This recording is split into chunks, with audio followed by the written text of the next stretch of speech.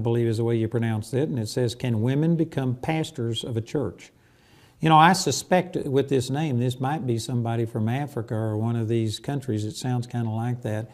And in the African culture, you know, women don't have the ability to do a lot of things. And even in the U.S. and really among religious people, there has been a rejection of women doing certain things, such as being a pastor.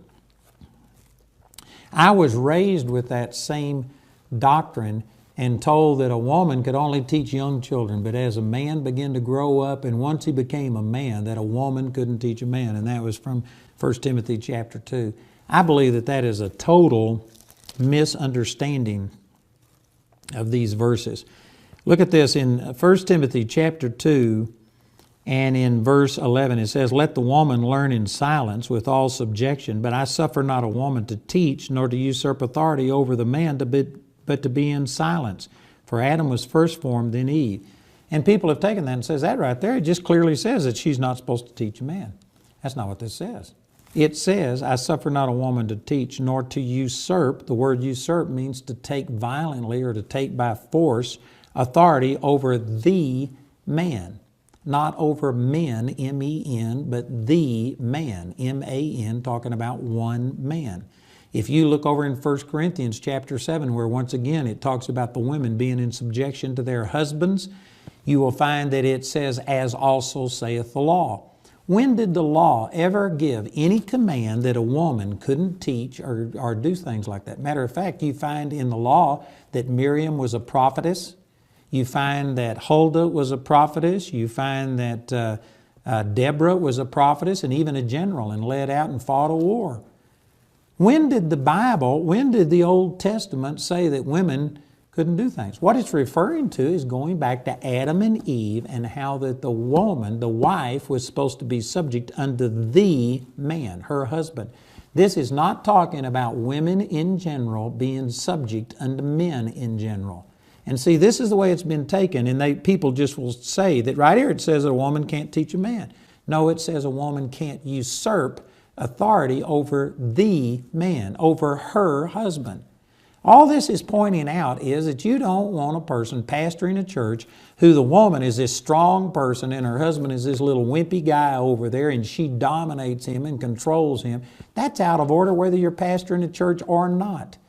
That's wrong. And really the same thing is said over here in 1 Timothy chapter 3 when it talks about a husband, how he has to have his family in subjection, and it puts restrictions and qualifications on him about how a bishop has to do all of these things. There's restrictions on a man. If you don't have integrity, if you can't discipline your own family, if you can't control money, if you don't have a good report and all of these things, you can't be the bishop of a church. Well, all this is doing is just saying that a woman, if she is usurping authority over her husband, can't be the bishop of a church. So again, I don't think this precludes a woman ministering. In 1 Timothy chapter 3, it says, a bishop then must be blameless, the husband of one wife, vigilant, sober, etc.